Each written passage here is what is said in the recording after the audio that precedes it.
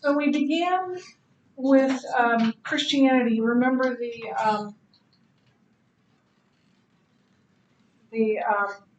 lesson is on worldviews. What are the five major worldviews? And then the anchor is everyone has a worldview, whether they realize it or not. Uh, they have a worldview. We spent quite a bit of time on the Christian worldview, what the Christian worldview looks like, so I'm not going to go through that. But then we went to naturalism / humanism, which is an atheistic worldview. Naturalism is the belief that only the natural world exists. There's nothing outside the natural. There is no supernatural in the universe. Humanism is also atheistic, but they believe that beyond believing that only the natural exists, they believe that humans have the ability to right everything that is wrong in our world. And then now we're going to postmodernism. Most people believe that postmodernism is the default worldview of the Western world and has been probably since the 1980s, 90s, early 2000s for quite a long time. And so we'll get to it.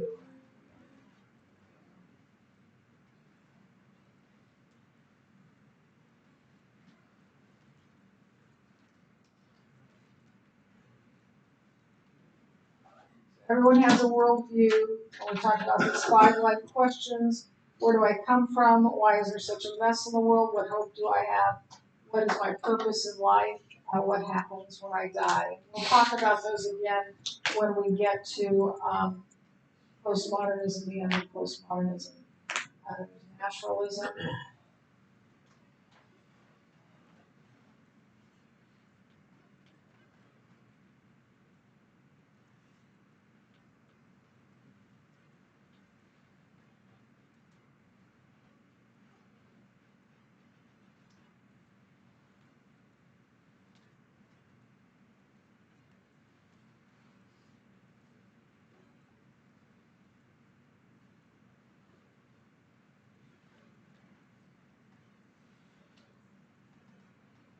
So postmodernism is culture-driven. Like I said, most people believe that postmodernism is the default worldview of our culture. It again is atheistic. So you see God at the top there, and then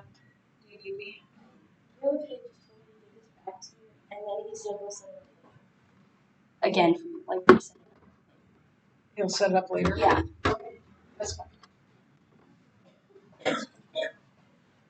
So you see that box, and God is outside of the box and bouncing off the box because God is not allowed in postmodernism. And so the postmodern worldview rejects God, which ultimately leads to a life without purpose. And it embraces the culture. It is very culture driven. We see this over and over again, that it's very culture driven. And it was actually, it's been around for a while because it was a reactionary movement from the Enlightenment. So that would have been hundreds of years ago. But that was the genesis of this idea of postmodernism. And we see it all over our culture. I'm going to show you a few pictures here.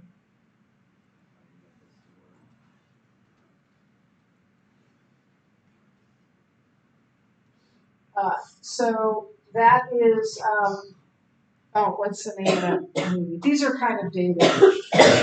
One of these years I'm going to upgrade them or update them. This comes from the curriculum. Neo, the I didn't see it, but I can't remember the name of it, but it was Neo, and he was the one. And so postmodernism generally doesn't believe in any sort of well, there's no meta narrative. There's no overarching story. Remember when early in the year, when I maybe the first day, maybe the second day, I wrote on the board this high point going down and then going up, and that the meta narrative, the grand narrative of Christianity, is creation and then the fall and then Christ coming to save us. There is no such thing. There is no grand narrative. There is no. There's nothing that is cohesive about um, postmodernism. Um, I don't know. I just maybe like they're not a very happy family. I'm not sure why they put that in there, but I've never in my life. This is Simpsons, right? Yes. Never watched one of those in my entire life. Too much yelling.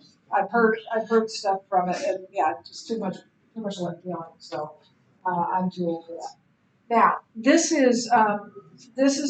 It's not on TV anymore, but it was called Clear Eye for the Straight Guy, and it was a show where gay men would help straight men dress better. It was kind of the what not to wear. Did you ever see that show? I did watch that show. I was so afraid my sisters were going to try and get me on that show. Yeah, that's what that is. This is South Park. Is that what it is? Too much again. Too much yelling. Too much. There's no such thing. I mean, if we put up there the cartoons of my day, it was like the Archies. Everybody was happy. It's just that everybody had parents, and it just was weird. It's different. Okay, this one's important. Anybody have any idea who that is? No. I'm pretty sure he's dead now. He looks half dead there. That is Dr. Kevorkian. Now any bells? Any? Okay. So Dr. Kevorkian was the first doctor for sure, and maybe the first person to advocate for physician assisted suicide.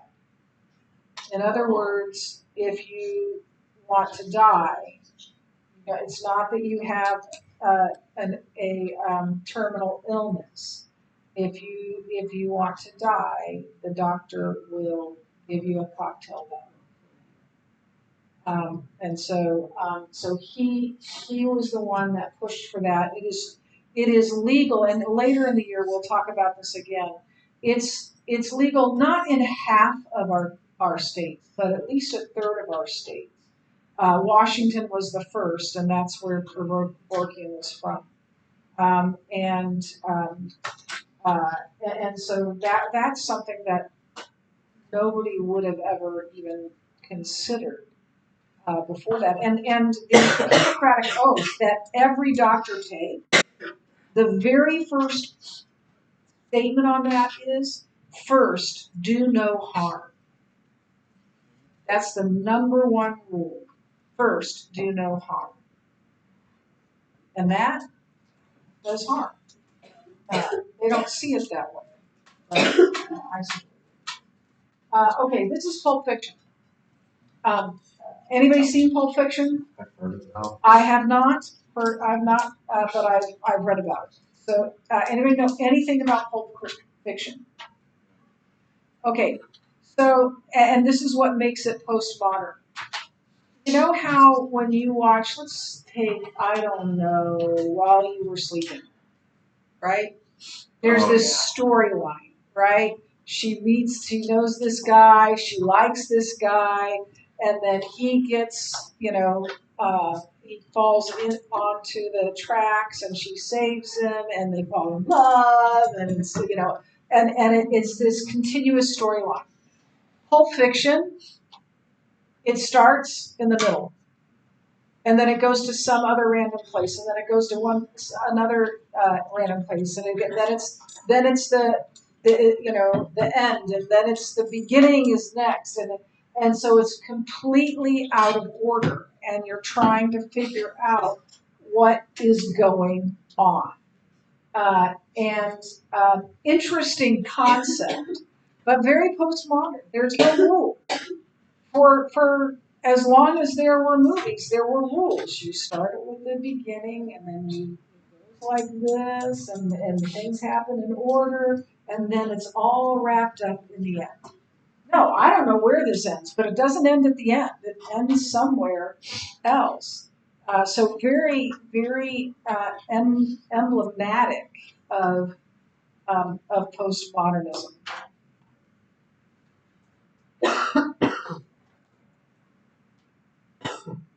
I have no idea why they put Starbucks up there. I don't know. Maybe they don't like coffee. I'm not sure. Because I would suggest that places like Starbucks are places where people gather and talk to one another and have fellowship with one another. So I don't see why that's maybe it's their politics. I don't know, but I don't see that as part of the postmodern worldview. Okay, this is an interesting one.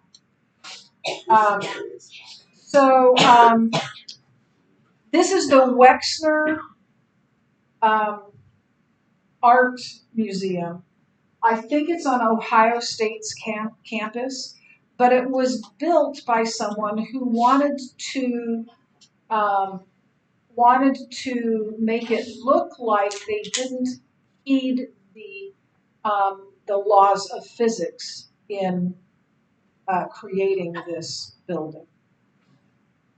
Interestingly enough, because they try and they had to actually behind the scenes do way more of the laws of physics in order to keep it upright. And I think it was like within 5 years they had to completely rehab it because it just didn't work. Like there'd be staircases that stop in midair, and there'd be doors that went to nowhere, and there were things that were supposed to be on the ground were up in the air. It was so when you think postmodernism, think that we think about like the accepted way of doing things. And the logical way of going about something.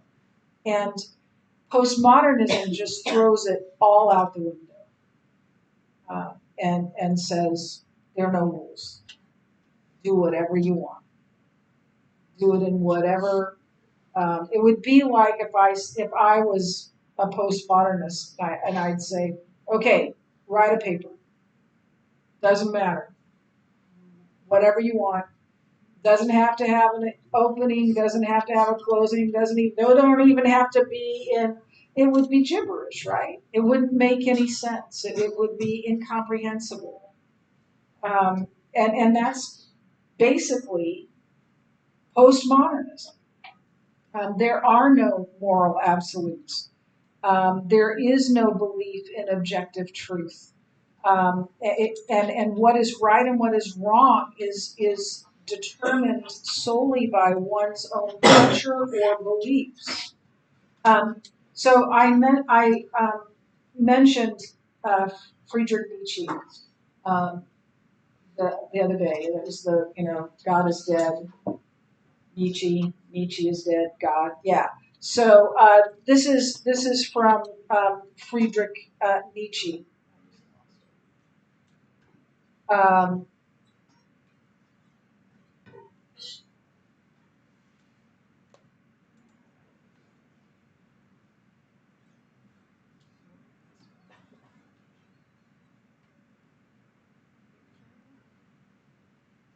Well, I'm gonna back up. It'll pop up on here somewhere.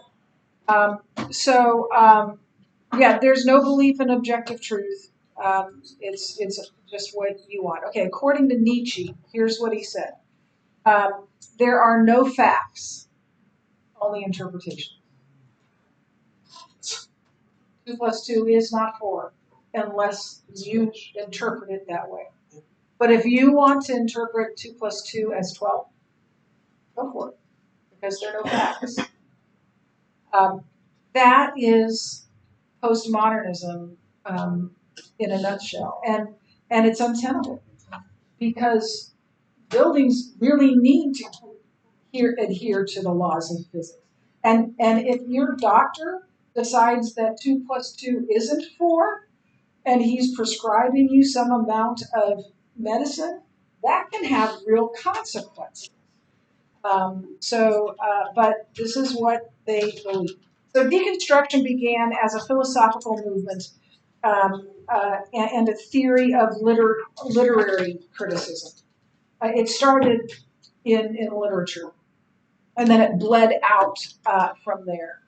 And it questions all of the traditional ways of thinking, of believing, what is right, what is wrong, what is ethical, what is unethical, what architecture should be, any of that. Okay? We'll pick up here next week.